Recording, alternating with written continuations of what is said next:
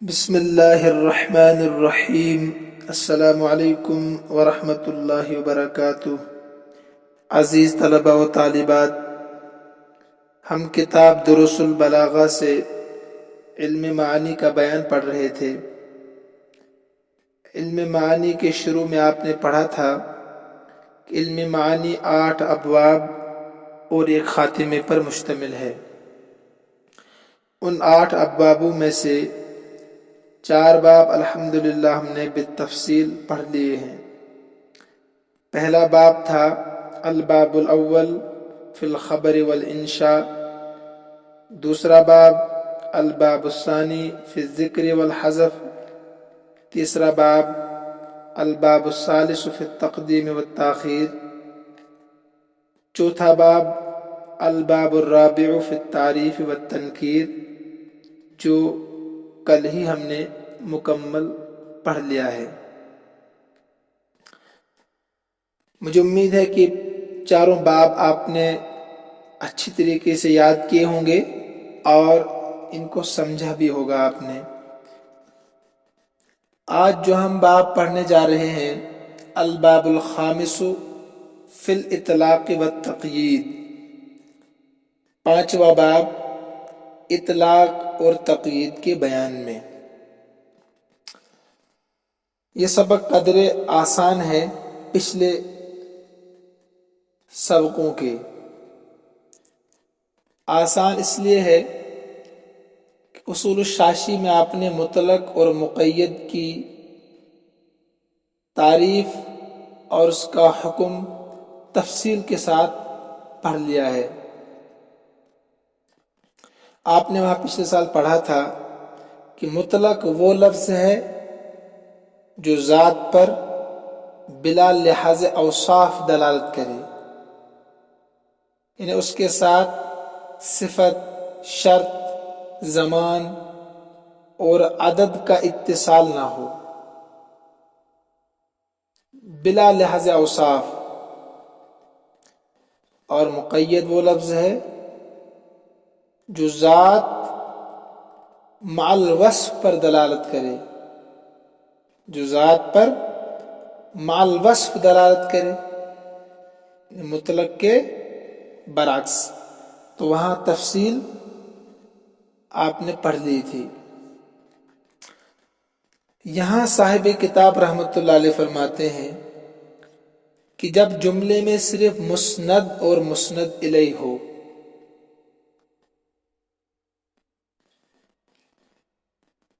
تو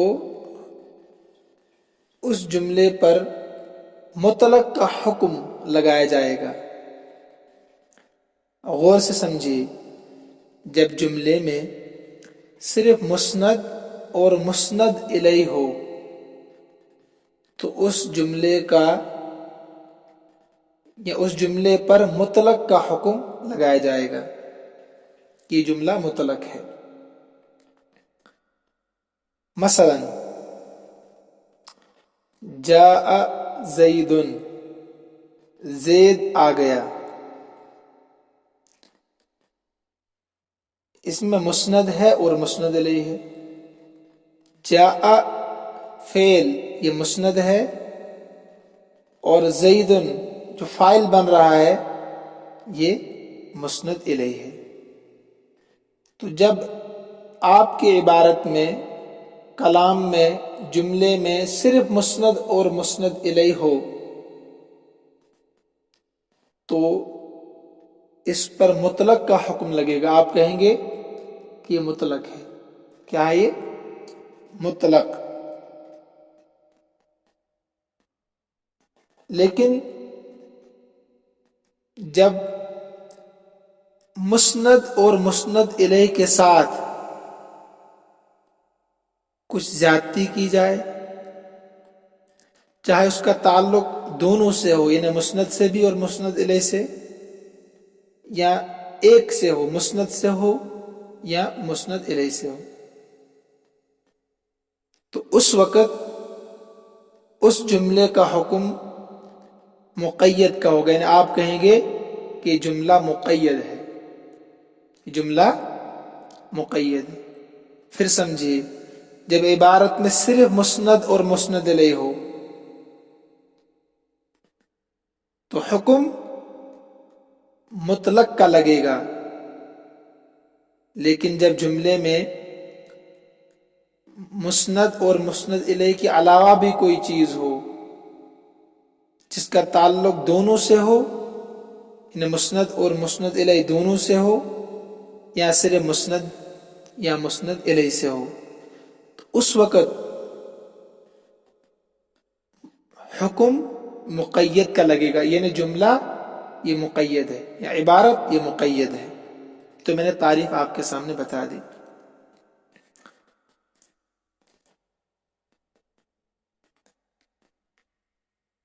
صاحب کتاب رحمۃ اللہ علیہ کیا فرماتے ہیں؟ صفحہ نمبر 70 پر دیکھیے آپ، الباب الخامس فی الاطلاق والتقیید، پانچواں باب مطلق اور مقید کے بیان میں۔ اذا اقتصر فی الجملۃ علی ذکر المسند والمسند الیہ فالحکم مطلق،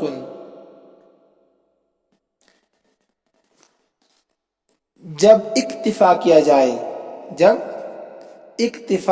جائے مسند اور مسند الیہ پر، اذا اقتصر جب اکتفا کیا جائے جملے میں مسند اور مسند الیہ کے ذکر کرنے پر، فالحکم مطلق تو حکم مطلق ہوگا۔ حکم کیا ہوگا؟ یعنی آپ کہیں گے جملہ مطلق ہے، حکم کا مطلب ہے کہ آپ کہیں گے یہی حکم ہوگا، جملہ ہے مطلق۔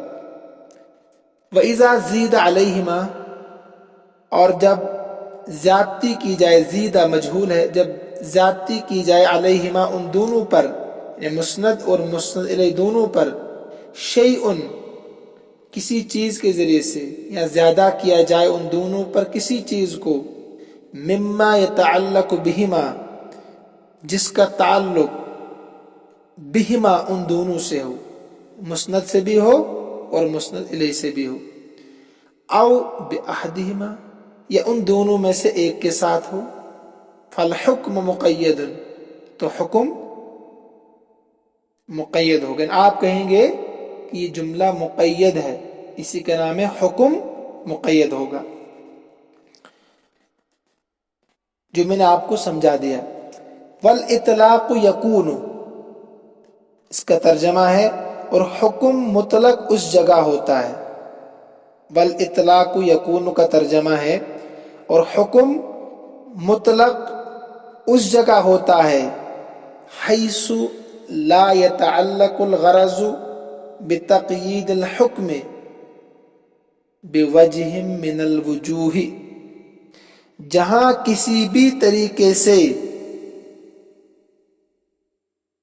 بوجہ من الوجوہ آخر ترجمہ، جہاں کسی بھی طریقے سے حکم کو مقید کرنے کی غرض وابستہ نہ ہو، لا یتعلق الغرض، غرض وابستہ نہ ہو، بتقیید الحکم، حکم کو مقید کرنے سے۔ ترجمہ پھر سے دیکھیے، جہاں کسی بھی طریقے سے، بوجہ من الوجوہ آخر ترجمہ، جہاں کسی بھی طریقے سے حکم کو مقید کرنے سے، بتقیید الحکم، حکم کو مقید کرنے سے، لا يتعلق الغرض، غرض وابستہ نہ ہو، لیذهب السامع فیہ، کیوں؟ تاکہ سامع جا سکے یا سامع چل سکے، یذهب کا ترجمہ سامع چل سکے، فیہ اس میں، یعنی اس جملے میں، کل مذہب ممکن، ہر ممکن طریقے پر، مذہب کا ترجمہ طریقہ، کل کے معنی ہر ممکن طریقے پر، تاکہ سامع چل سکے، غور و فکر کر سکے، فیہ اس جملے میں، کل مذہب ممکن ہر ممکن طریقے پر۔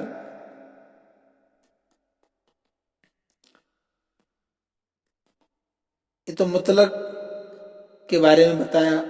والتقیید یکون حیث یتعلق الغرض بتقییدہ، اور مقید حکم وہاں ہوتا ہے۔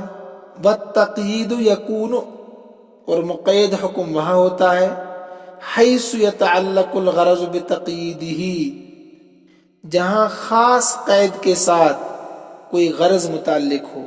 خاص قید کے ساتھ، جو قید آپ لگا رہے ہیں، جہاں خاص قید کے ساتھ کوئی غرض متعلق ہو، یتعلق الغرض، غرض متعلق ہو، بتقییدہ، اس قید کے ساتھ جو آپ لگا رہے ہیں، بوجہ مخصوص، لو لم یراع تفوت الفائدۃ المطلوبۃ، اگر اس قید کی رعایت نہ کیا جائے، لو لم یراع، اگر اس قید کی رعایت نہ کی جائے، مجہول ہے، تفوت الفائدۃ المطلوبۃ، تو مطلوبہ فائدہ فوت ہو جائے گا۔ اگر اس قید کو آپ عبارت میں نہیں لاتے تو مطلوبہ فائدہ فوت ہو جائے گا۔ یہاں تک تو اجمال تھا، اس سے آگے تفصیل ہوگی۔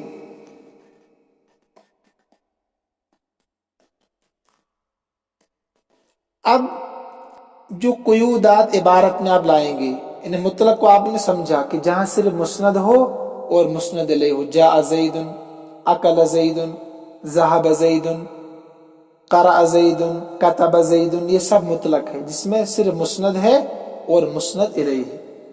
ٹھیک ہے، اب یہاں قیودات سے کیا فائدہ حاصل ہوتا ہے، اور جملہ مقید کن کن چیزوں کے ذریعے سے ہوتا ہے؟ دو چیزیں سمجھیے۔ نمبر ایک کہ جملہ مقید کن کن چیزوں سے ہوتا ہے۔ مطلق کو تو آپ نے سمجھ ہی لیا ہے، مقید کو سمجھنا ہے کہ جملہ مقید کن کن چیزوں سے ہوتا ہے اور اس سے فائدہ کیا ہوتا ہے۔ نمبر ایک، جملہ مقید کن کن چیزوں سے ہوتا ہے، اور مقید کرنے کے بعد اس کا فائدہ کیا ہوتا ہے۔ یہ دو چیزیں اب آپ کو سمجھنی ہے اصل۔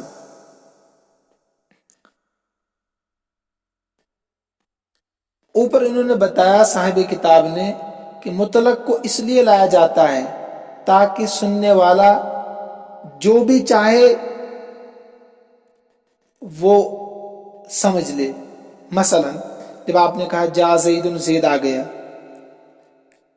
تو جس کو آپ نے کہا، جس نے سنا، اب وہ کچھ بھی سمجھ سکتا ہے۔ کچھ بھی مطلب کہ پیدل آیا، گاڑی پر آیا، رات کو آیا، دن میں آیا، جہاز میں آیا، ٹرین سے آیا، کیسے آیا۔ اب اس کے لیے راستے کھلے ہیں، جو بھی راستہ اختیار کرنا چاہے کر سکتا ہے نا۔ مطلق میں سامع کو کوئی بھی راستہ، کوئی بھی طریقہ اختیار کرنے کا اختیار ہوتا ہے، کوئی بھی راستہ چننے کا اختیار ہوتا ہے، اس لیے کلام مقید لایا جاتا ہے۔ اور مقید کس لیے لایا جاتا ہے؟ جہاں خاص قید کے ساتھ کوئی غرض متعلق ہو، جو قید آپ لگا رہے ہیں جملے میں، اس کے ساتھ کچھ نہ کچھ غرض متعلق ہوتی ہے۔ یہ تو یہاں تک عبارت ہو گئی۔ تو اس سے آگے جو بتا رہا تھا میں کہ دو باتیں آپ کو ذہن میں رکھنی ہے۔ نمبر ایک کہ جملہ کن کن چیزوں سے قید ہوگا، قید ہے نا، مقید ہوگا، اور اس کا فائدہ کیا ہوگا۔ نمبر ایک کہ جب مسند اور مسند الیہ کے ساتھ مفاعل خمسہ ہوں گے، पढ़ी हुई चीज़ आपकी है। इन्हें मफूल बिही, मफूल माहू, मफूल लहू, मफूल फ़ी, मफूल मुतलक, इनको कहते हैं मफ़ाइल खमसा। मुस्नद और मुस्नद इलैह के साथ जब मफ़ाइल खमसा में से कोई हो तो जुमला मुक़य्यद हो जाएगा, ठीक है। या इसी तरीके से हाल हो, तमीज़ हो, या मुस्तस्ना बिल्ला हो। हाल का बयान आपने पढ़ा है, शुरू से ही पढ़ते आ रहे हैं, तमीज़ को भी पढ़ा है, मुस्तस्ना को भी पढ़ा है मनसूबात के बयान में। या नवासिख हो, इन अफ़ाल नाक़िसा हो, अफ़ाल मुक़ारबा हो, जुमले में अफ़ाल क़ुलूब हो तो जुमला मुक़य्यद हो जाएगा। या शर्त हो, जुमला मुक़य्यद होगा। नफ़ी हो तो जुमला मुक़य्यद होगा। तवाबे हो जुमले में, इन्हें सिफ़त, बदल, अत्फ़ बयान, अत्फ़ बहर्फ़ और ताकीद, ये भी आपने तवाबे के बयान मुकम्मल पढ़ा है। तो अगर जुमले में ये चीज़ें होंगी तो वो जुमला मुक़य्यद होगा। मफ़ाइल खमसा, हाल, तमीज़, मुस्तस्ना, नवासिख, इन अफ़ाल नाक़िसा हो जुमले में, मुक़ारबा हो, अफ़ाल क़ुलूब हो, शर्त हो, नफ़ी हो, या तवाबे में से जो किस्में हैं सिफ़त, बदल, अत्फ़ बयान, अत्फ़ बहर्फ़, ताकीद, तो ये चीज़ें जब जुमले में आ जाएंगी तो जुमला क्या बनेगा? मुक़य्यद। इनसे खाली होगा सिर्फ मुस्नद और मुस्नद इलैह होगा। जैसे मैंने मिसालें बता दी आपको, जा ज़ैदुन, अकल ज़ैदुन, कतब ज़ैदुन, क़रा ज़ैदुन, ठीक है, ज़हब ज़ैदुन, तो वह है मुतलक।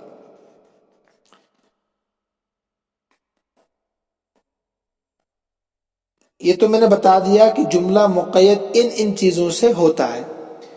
इसके बाद फ़ायदा क्या होता है इनका, तो हर एक का फ़ायदा अलग अलग हो।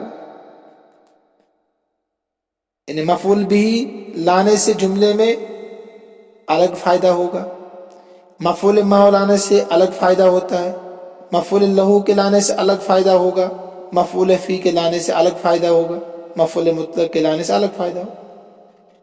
तो जो जैसी क़ैद आप लाएंगे तो फ़ायदा ऐसे ही अलग नज़र आएगा आपको, है ना। तो ये सारी चीज़ें आप तफसील के साथ आगे पढ़ेंगे। इससे आगे देखिए अब आप, वली तफसील हाज़ल इजमाल, और इस इजमाल की तफसील के लिए, ऊपर इजमाल था सिर्फ, मुक़य्यद और मुतलक की तारीफ़ की, फिर बता दिया कि मुतलक में क्या फ़ायदा होता है और मुक़य्यद में क्या फ़ायदा होता है। पहले पैराग्राफ में क्या था? मुतलक और मुक़य्यद की तारीफ़ सिर्फ, कि जब मुस्नद हो, मुस्नद इलैह हो तो जुमला मुतलक होगा, हुक्म क्या लगेगा मुतलक का। अगर उस पर कुछ ज़्यादती की जाए, मुस्नद और मुस्नद इलैह पर, दोनों पर या एक पर, तो वो हुक्म मुक़य्यद होगा। उसके बाद फ़ायदा बता दिया, वल इतलाक़ यकून, कि मुतलक लाने से ये फ़ायदा होता है कि सुनने वाले को इख्तियार होता है कि वो क्या समझ रहा है, जो भी समझेगा उसको इख्तियार होता है। तो आपने कहा ज़हब ज़ैदुन, आप वो कुछ भी समझे कि ज़ैद चला गया, गाड़ी से गया, ट्रेन से गया, जहाज से गया, पैदल गया, घोड़े पर सवार होकर गया, ठीक है, तो उसको इख्तियार होता है। और मुक़य्यद में कहा कि जहाँ ख़ास क़ैद के साथ कोई न कोई गरज मुतल्लिक होती। तो यहाँ से तफसील बताएंगे। बोले तफसील हाज़ल इजमाल, इस इजमाल के तफसील के लिए नक़ूल, हम कहेंगे, इन्न तक़यीद यकून बिल मफ़ाइल, जो मैंने बता दिया आपको कि तक़यीद इन्हें जुमला मुक़य्यद होता है बिल मफ़ाइल, मफ़ाइल खमसा के साथ, मफ़ाइल खमसा के साथ, व नहविहा, और इन जैसी चीज़ों के साथ, हाल, तमीज़, मुस्तस्ना, नहविहा का मतलब, वन नवासिख, और नवासिख के साथ, अफ़ाल नाक़िसा, अफ़ाल मुक़ारबा, अफ़ाल क़ुलूब, व शर्त, व नफ़ी, व तवाबे, तवाबे बता दिए मैंने, सिफ़त इसमें आती है, बदल, अत्फ़ बहर्फ़, عطف بیان اور تاکید، ان کے ذریعے سے بھی کلام مقید ہو جاتا ہے۔ وغیر ذالک، اور اس کے علاوہ بھی اور چیزیں ہیں جن کے ذریعے سے آپ کی عبارت، آپ کا کہا ہوا کلام مقید ہو جاتا ہے۔ اما المفاعیل ونحوها، بہرحال مفاعیل خمسہ اور اس جیسی چیزیں، حال، تمیز، مستثنی بإلا، کہتے ہیں یکون لبیان نوع الفعل، تو میں نے بتا دیا نا آپ کو، جیسی قید ہوگی ایسا ہی فائدہ بھی ہوگا، ایسی ہی غرض بھی آپ کی کلام سے ہوگی۔ مثلا آپ لا رہے ہیں مفعول مطلق، مفعول مطلق کی تین قسمیں ہیں، پھر اس میں سے ایک قسم ہے نوع کے لیے۔ اگر آپ مفعول مطلق کو لا رہے ہیں نوع کے لیے تو نوعیت کا فائدہ ہوگا۔ کس کا فائدہ ہوگا؟ نوعیت کا فائدہ ہوگا۔ مثلا آپ کہتے ہیں سر سیر الفضلاء، فضلاء کی چال چل، سر سیر الفضلاء، یہاں پر جو ہے نا سیر الفضلاء یہ مفعول مطلق ہے، مگر کس کے لیے ہے؟ نوع بیان کرنے کے لیے۔ یا آپ نے جو مشہور مثال پڑھی ہے جلست جلسۃ القاری، کہ میں قاری کی طرح بیٹھا، قاری کے بیٹھنے کی طرح بیٹھا۔ دیکھیں یہاں پر جو جلست، اس میں تھا مسند اور مسند الیہ، ان انا ضمیر مسند الیہ اور جلست مسند تھا، اس کے ساتھ اضافہ ہو گیا جلسۃ القاری کا، جلست جلسۃ القاری، تو جلسۃ القاری کا اضافہ ہو گیا۔ اب آپ نے غور کیا کہ ہے کیا؟ تو یہ مفعول مطلق ہے نوع کے لیے، تو اب یہ جملہ مقید ہو گیا جلسۃ القاری کی وجہ سے۔ اب آپ کو غور کرنا کہ اس سے فائدہ کیا ہے، اس غرض کیا اس سے؟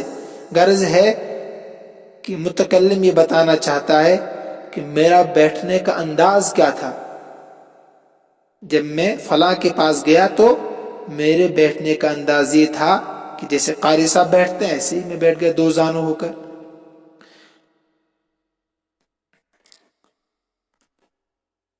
تو یہاں ہے نوع کے لیے مفعول مطلق۔ او ما وقع علیہ، یا مفعول بھی، یا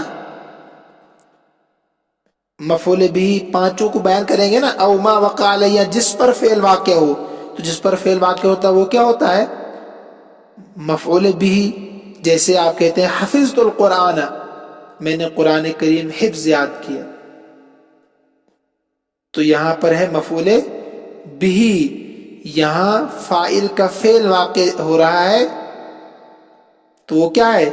قرآن کا یاد کرنا، قرآن کو اس نے یاد کیا میں نے۔ او فیہ، یا کبھی فعل کی جگہ یا وقت معلوم ہو جاتا ہے،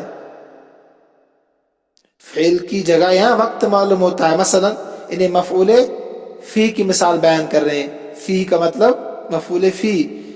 آپ کہتے ہیں صلیت فی المسجد، میں نے مسجد میں نماز پڑھی، تو یہاں فائدہ کیا ہو رہا ہے؟ مسجد جگہ کو بتا رہا ہے، ٹھیک ہے، ظرف مکان کو، یا ظرف زمان، مثلا صمت شہرا وصمت شہرا، میں نے ایک مہینے روزہ رکھا، تو ظرف زمان ہو گیا۔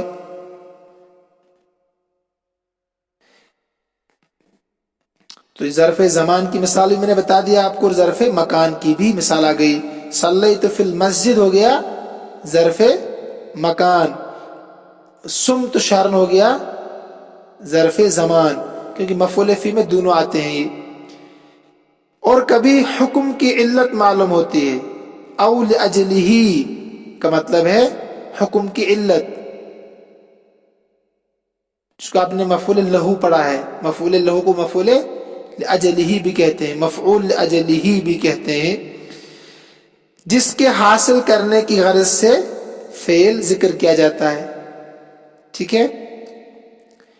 جیسے ضربتہ یعنی مفعول لہو کو سمجھا رہا ہوں میں، جس کو یہاں لأجلہ کہا ہے.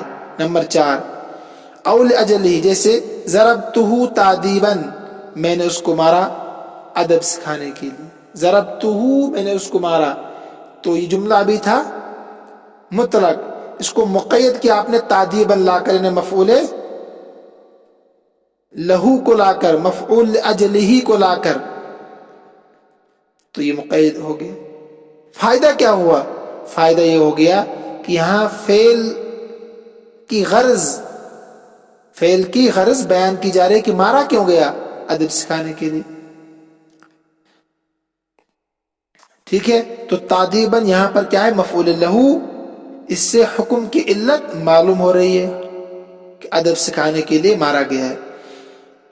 او بمقارنتہ، اور کبھی وہ چیز معلوم ہو جاتی ہے جس کے ساتھ فعل ملا ہوا ہوتا ہے. مقارنہ کے معنی ملا ہوا، بمقارنتہ، اس کے ساتھ ملے ہوئے ہونے کی وجہ سے. اس کو میں نے کہا کبھی وہ چیز معلوم ہوتی ہے جس کے ساتھ فعل ملا ہوا ہوتا ہے. مقارن کے معنی ملا ہوا.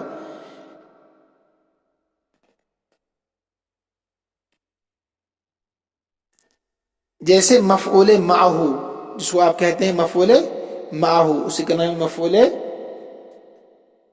یا مقارنہ. ٹھیک ہے. نمبر 5 مفاعل خمسہ میں سے نمبر 5 ہے مفعول معہ، جس کو یہاں مقارن کہا ہے. تو معہ بھی ہوتا ہے اس کے ساتھ، مقارن کے معنی بھی آتے ہیں ساتھ ملا ہوا. جیسے جاء البرد والجبات. جاء البرد یہ مطلق تھا، جاء مسند، البرد مسند الیہ. اس مطلق کو آپ نے مقید بنایا والجبات کے ساتھ. والجبات کیا ہے؟ مفعول معہ، ملا ہوا ہے فعل کے ساتھ ہی. اس کا ترجمہ ہے سردی جبوں کے ساتھ آئی. جب سردی آ گئی تو لوگوں نے فرن پہننا شروع کر دیا، گرم لباس پہننا شروع کر دیا. نمبر 1 یہ سمجھنا ہے آپ کو کہ پہلے مطلق تھا جملہ، جاء البرد مطلق تھا، سردی آ گئی. اس سے سامنے کچھ بھی سمجھ سکتا تھا کہ سردی آئی، لوگوں نے لباس پہنا یا نہیں پہنا، کیسا پہنا، کانگڑی استعمال کی نہیں کی. لیکن جب جبات آ گیا تو یہ مقید ہو گیا کہ لوگوں نے پھرن پہننے شروع کر دی. تو اس مثال میں جو ہے نا جاء البرد والجبات، جبات سے معیت اور مقارنت معلوم ہو رہی ہے کہ سردی کے ساتھ ساتھ ہی لوگوں نے فرن پہنا شروع کر دیا. اسی کا نام ہے مفعول معہ کہو یا بمقارنت الفعل کہو، جو یہاں لکھا ہے. او بیان المبہم من الحیئہ. نمبر 6 یہ کیا ہے؟ مفاعل خمسہ مکمل ہو گئی. کبھی مبہم حیئت اور مبہم ذات کی وضاحت کے لیے جملے کو مقید کیا جاتا ہے. مطلق جملے کو مقید بنایا جاتا ہے. کیوں؟ مبہم حیئت اور مبہم ذات کی وضاحت کے لیے. او بیان المبہم من الحیئت والذات، مبہم حیئت یا مبہم ذات کو واضح کرنے کے لیے. جیسے اس کے لیے آتے ہیں حال اور تمیز. انہیں مبہم حیئت اور مبہم ذات کو واضح کرنے کے لیے حال اور تمیز کا لایا جاتا ہے. مثلا مبہم حیئت کیا ہے؟ آپ نے کہا جاء زید، زید آ گیا، تو اب یہ مبہم ہے. مبہم کا مطلب وضاحت اس میں نہیں ہے کہ اب آپ غور کریں گے کہ زید کس میں آیا، گاڑی میں آیا، اونٹ پر سوار ہو کر آیا، پیدل آیا. تو جاء زید یہ مبہم جملہ ہے. آپ نے کہا جاء زید راکبا، زید سوار ہو کر آیا. تو اب یہ جاء زید ایک تو مقید ہو گیا، راکبا کے لانے سے پہلے مطلق تھا تو راکبا کے لانے سے ایک تو مقید ہو گیا. نمبر 2 جاء زید کی وضاحت بھی ہو گئی. پہلے تھا جاء زید آ گیا، تو کیسے آ گیا؟ اس میں وضاحت تو نہیں ہے. ایک تو اس میں وضاحت ہو گئی، اور نمبر 2 یہ مقید ہو گیا راکبن کی وجہ سے، کہ اب دوسری ساری چیزیں دوسرے سارے احتمالات اس سے نکل گئے کہ پائیدل نہیں آیا بلکہ سوار ہو کر آ گیا. یہ تھی مبہم ذات کی وضاحت کے لیے. اور بیان المبہم من الحیات والذات، مبہم حیت کی وضاحت کے لیے. تو مبہم حیت کی وضاحت ہو گئی. اسی طریقے سے مبہم ذات کی، مثلا تاب زید، آپ کہتے ہیں زید اچھا ہے، آپ کہتے ہیں تاب زید، زید اچھا ہے. تو اب میں سوچوں گا کہ اچھا کس اعتبار سے ہے یار، اچھا کس اعتبار سے ہے؟ تو یہ مبہم ہے. اخلاق کے اعتبار سے ہے، علم کے اعتبار سے ہے، خوبصورتی کے اعتبار سے ہے. تو یہ تاب زید یہ مبہم ہے، مبہم ذات ہے، کیونکہ زید کی تعریف ہو رہی ہے نا. تو آپ نے کہا زید اچھا ہے علم کے اعتبار سے، تاب زید علما، تو یہ مبہم ذات کی وضاحت ہو گئی. تو یہاں بھی دو چیزیں سمجھنی ہیں آپ کو. پہلے تاب زید مطلق جملہ تھا، اس سے کچھ بھی مراد لیا جا سکتا تھا. تو علمن نے آ کر دو کام کیے. ایک تو تاب زیدن کو مقید کر دیا، نمبر دو تاب زیدن جو مبہم ذات تھی اس کو واضح کر دیا کہ علم کے اعتبار سے اس میں اچھا ہے.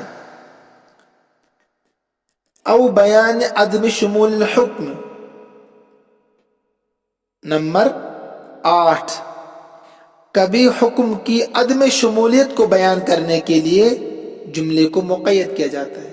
او بیان عدم شمول الحکم، حکم کی عدم شمولیت، انہیں حکم اس انسان کو شامل نہیں ہے، حکم 9 کو شامل ہے، 10ویں کو نہیں ہے. اسی کا نام ہے کبھی حکم کی عدم شمولیت. کہہ رہا ہوں میں عدم شمولیت کے معنی، عدم کے معنی نہیں، شمولیت کے معنی شمولیت. کبھی حکم کی عدم شمولیت کو بیان کرنے کے لیے جملے کو قید کیا جاتا ہے، انہیں اس بات کو واضح کرنے کے لیے کہ یہ حکم عام نہیں ہے، عام نہیں ہے بلکہ یہ خاص ہے، بلکہ یہ خاص ہے. مثلا میں نے آپ سے کہا جاءنی رجل، جاءنی رجل، تو اب آپ سمجھ سکتے ہیں کہ رجل یہ عالم بھی ہو سکتا ہے، جاہل بھی ہو سکتا ہے، ڈاکٹر بھی ہو سکتا ہے، پولیس والا بھی ہو سکتا ہے، عورت بھی ہو سکتی ہے، نہیں سوری عورت نہیں، انہیں کوئی بھی انسان ہو سکتا ہے اس میں، کیوں رجل آ گیا نا. تو جب میں نے کہا جاءنی، اسی جملے کو جو مطلق تھا پہلے، جاءنی رجل عالم، تو اس عالم نے آ کر دو کام کی. ایک تو جاءنی رجل جو مطلق تھا اس کو مقید کر دیا، انہیں قید لگا دی کہ رجل یہ عالم ہے، یہ کوئی عام انسان نہیں ہے. ایک تو کیا کر دیا، اس کو مقید کر دیا اس مطلق جملے کو. اور نمبر دو دوسرے انسانوں سے حکم کی نفی کر دی کہ جاہل نہیں آیا، ڈاکٹر نہیں آیا، انجینئر نہیں آیا، باقی سب سے حکم کی نفی ہو گئی کہ آنے والا انسان ہے وہ عالم ہے. تو پتا چلا کہ جاءنی رجل عالم کی قید سے جاہل نکل گیا، ڈاکٹر نکل گیا، اسی طریقے سے انجینئر نکل گیا.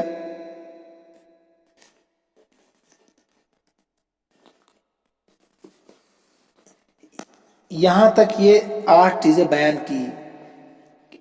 نمبر 1،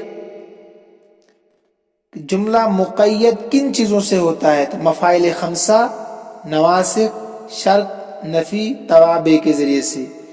اور اس کے بعد انہوں نے بتایا کہ مفاعل کون کون سے ہیں اور کس سے کیا فائدہ ہوتا ہے، وہ بھی میں نے آپ کو بتا دیا. تو یہ 8 موقع ہو گئے، ان کو آپ ذہن میں رکھیں. اس کے بعد ایک فائدہ آپ کے سامنے بیان کر رہے ہیں کہ یہ قیود، ان جملے کو جو مقید کرتے ہیں آپ، کبھی مفاعل خمسہ سے، کبھی نواسخ سے، کبھی شرط کے ذریعے سے، کبھی نفی کے ذریعے سے، کبھی توابع کے ذریعے سے، کیوں کرتے ہیں؟ اس کا کچھ فائدہ ہے؟ کہتے ہیں ہاں فائدہ اس کا ہے کہ اگر آپ جملے کو مقید نہیں کریں گے، اگر آپ جملے کو مقید نہیں کریں گے تو بعض اوقات جملہ یا تو جھوٹا ہوگا یا غیر مقصود بالذات ہوگا، گویا کہ آپ کا کلام کبھی جھوٹ سمجھا جائے گا اگر آپ قید استعمال نہیں کریں گے، جملے کو اگر مقید نہیں کریں گے تو بعض اوقات آپ کا کلام تو جھوٹا سمجھا جائے گا اور یا غیر مقصود بالذات۔ ٹھیک ہے، اسی کو سمجھا رہے ہیں وَتَكُونُ الْقُيُودُ مَحَطَّ الْفَائِدَةِ، اور قیودات فائدے کی جگہوں میں ہوتے ہیں۔ محط کے معنی آتے ہیں اترنے کی جگہ، اصل میں ہاں یہ ترجمہ اب نہیں کریں گے، ہم ترجمہ کریں گے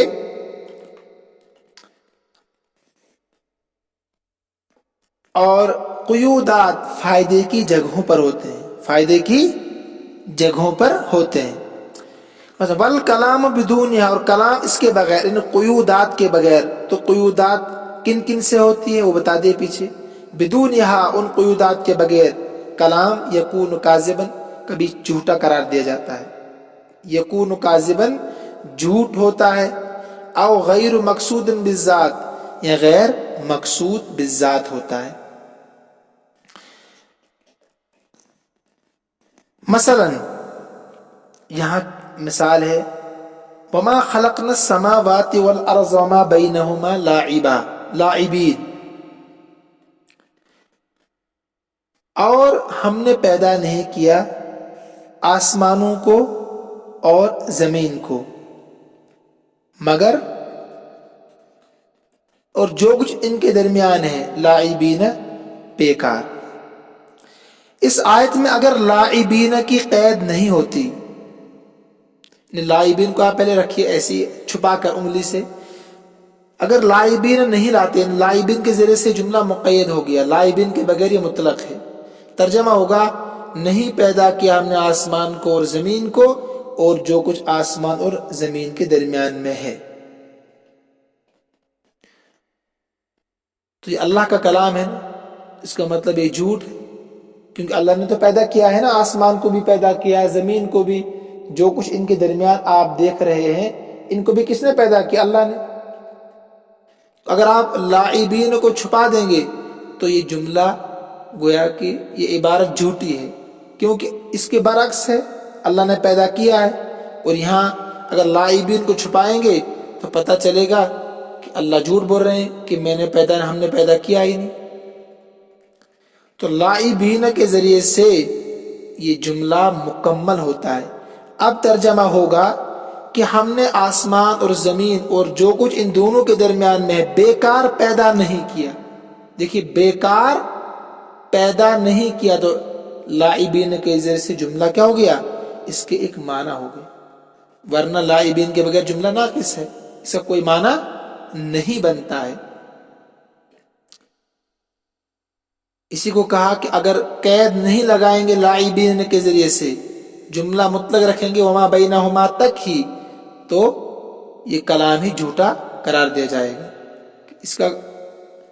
اس کے برعکس ہو رہا ہے، دنیا میں اللہ نے پیدا کیا آسمان اور زمین کو، تو لاعبین کے ذریعے سے جملہ سچا ہو گیا، کلام سچا ہو گیا۔ دیکھیے غیر مقصود بالذات، یعنی قید کے بغیر کلام سے قید کو ہٹا لینے کی وجہ سے کلام کے جھوٹا ہونے کی مثال تو یہی ہے، اگر لاعبین ہٹائیں گے تو کلام جھوٹا مانا جائے گا، لیکن غیر مقصود بالذات ہونے کی مثال صاحب کتاب نے نہیں لائی، اس کو بھی آپ سمجھے۔ مثلا دیکھیے، آپ کو یہ کہنا ہے کہ آج دن بھر ہوا گرم رہی، یہ کہنا آپ کو ہے سامع کے سامنے کہ آج کی ہوا دن بھر گرم رہی، آپ عربی میں کہیں گے ظل الہواء حارا، ظل الہواء حارا، آج کی ہوا دن بھر گرم رہی۔ اگر ظل الہواء حارا میں سے آپ ظل یعنی فعل ناقص جو ہے اس کو آپ ہٹا لیتے ہیں جملے سے، تو اب جملہ کیا ہوگا؟